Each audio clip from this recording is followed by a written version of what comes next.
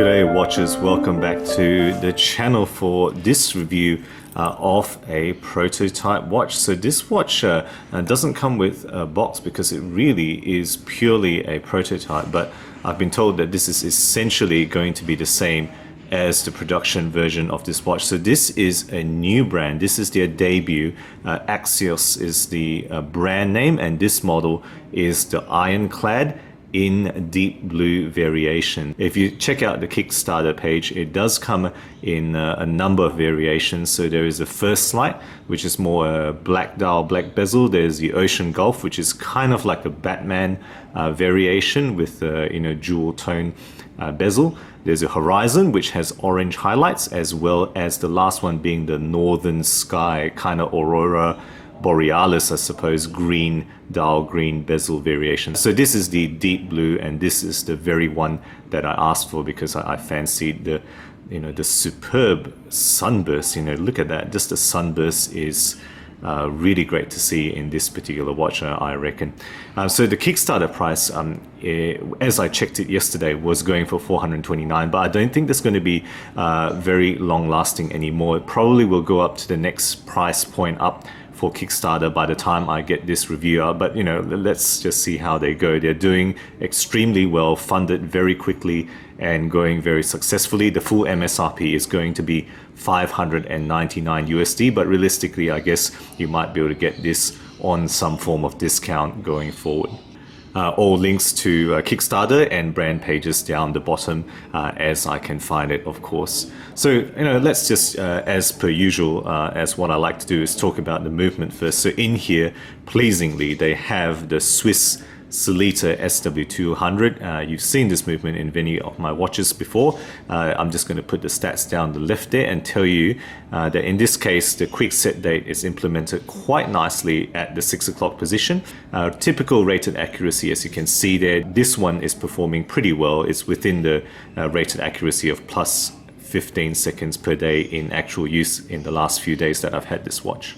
Okay, so that's really all I'm going to say about the movement. Let's just move on to the case here. So in this particular example, it is a classic 40mm, and they've come out straight up and said that it is a Submariner homage. They wanted to homage the legendary Submariner, but put their own differences in there, and I'm really impressed with how different they've really made it. So it's 316L steel, but it does have a scratch-resistant micron coating, and they've done pretty well. I think this micron coating, I'm not particularly careful. I think I've banged this watch a few times, but look at that clasp there. It's still pretty much pristine. There's not any major scratches to complain about. Despite that being the first thing that I usually scratch, on my desk work here.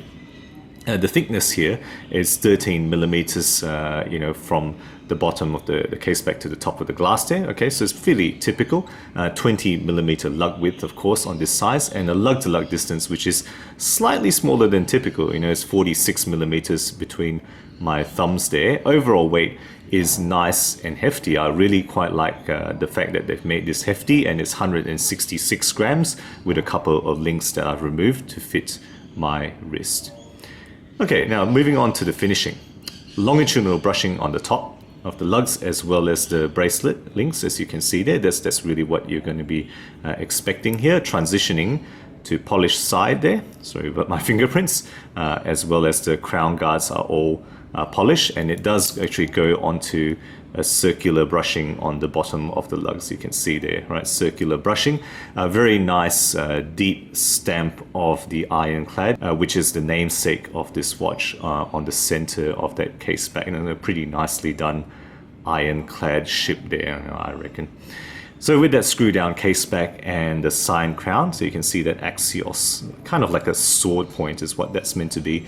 Sign crown, this watch is actually rated an impressive 500 meters. So they haven't slacked off on the water rating. They've gone for a full-blooded 500 meter water resistant rating on this, very solid dive watch. Moving on to the dial, right, brilliant sunburst is what I'm going to call this. It's really a very nice sunburst, probably the most sun bursty dial that I've seen in any watch, really. It does have the applied logo as well as applied indices in 11 positions, apart from the 6 o'clock position where, of course, you have that date window taking that place there. Other details are printed, including the open chapter ring around the outside. The hands are stylized sword hands, and if you look at the lume carefully, interesting, they've got a center swath followed by or surrounded by two thinner lines of lume. So quite a unique lume signature that this watch is going to achieve. It does have a red splash on the second hand as well as the the water rating at the 6 o'clock position. So a nice little red splash of color there.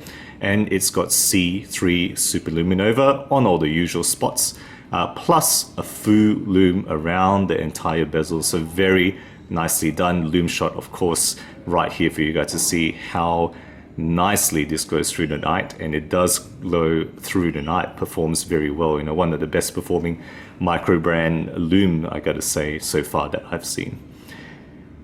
Okay, on top of the dial, or surrounding the dial, is a 120 click unidirectional style dive bezel. Of course, in this case, it does have a ceramic insert and nicely done lettering. And this lettering is very high contrast, the numbering and the indices here.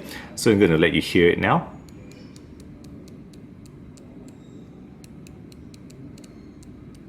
Not sure if the camera's picking that up. So 120 clicks, but very silent. It doesn't click very loudly at all. So depending on how you like your bezel, I don't mind that it doesn't click loudly. In fact, probably prefer that it's a little bit stealthy rather than loud clicks that some watches do. Okay, so that's how it feels. Not much black play at all. So it's certainly a very solid feeling fitting bezel here.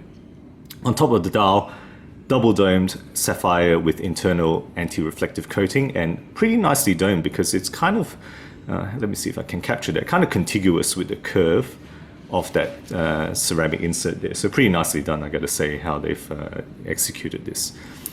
Okay, moving on to the bracelet then. So this is 3-piece per link, as you can see there. Kind of oyster style, but not really, because it's slightly different proportions. Solid endings that you can see there. And pleasingly, they've gone for, let's see if I can show you, screw link adjustment. Okay, so there's a screw links for adjusting those links and removing it. It does have a, well, is this machined or is this stamped? If it is stamped, this clasp housing, it's pretty solidly done. It's not a very thin wall stamp there. It's got some solidity in it, and it does have kind of those solid arms you can see there, and that's how that keeper looks. It doesn't actually have a dive extension, but it does have 6 position on the micro adjustment there, which I appreciate, having that range of adjustment that you can play around with, and probably share the watch with a person whose wrist is going to be slightly similar to yours without having to put in links here. Okay, so that's really the description of the entire watch. Let's just put it on the wrist, strap it on, blue shirt to match my blue watch, and that's how it looks like. So remember, 46mm lug to lug is pretty nice. It does fit my wrist pretty well. I think it fits probably most guys' wrist with this lug to lug distance, and that's how it sits with that nice bracelet. 13mm height there, as you can see, right? That's how it looks like. So guys, that's the entire description of the watch. What do I like about this? And I think honestly, there is a lot to like about this watch.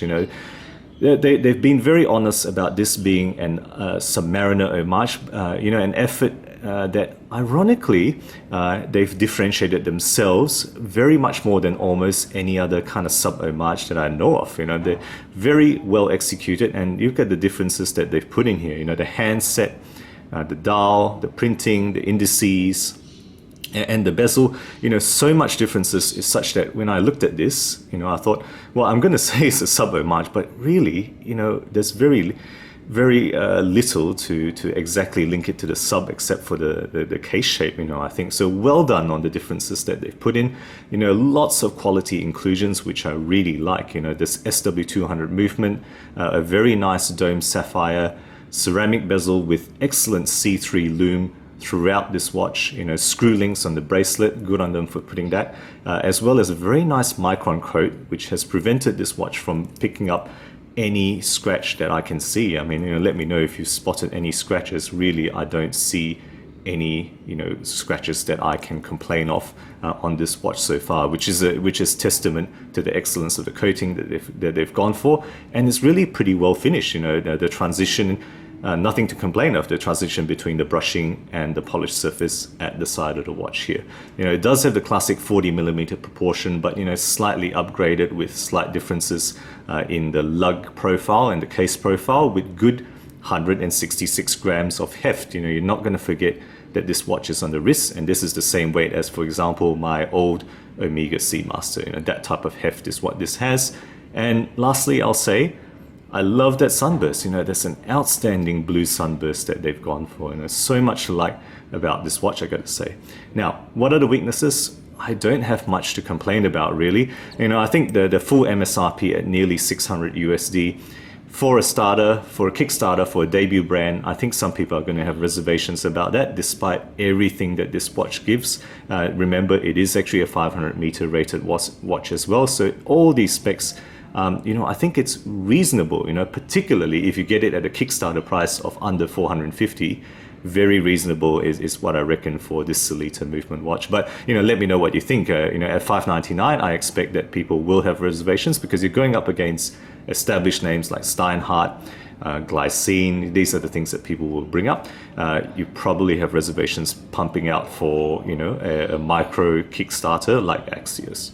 I think all aspects that they've put in here are well executed, but I'll say that none of them are super groundbreaking. There's no particular aspect that will absolutely blow you away. It's just a lot of little things that are just well done. Okay, if you want to be blown away by some new technology, well, no, none of this is new. It's just that they've done it very well and they've put together a great combination.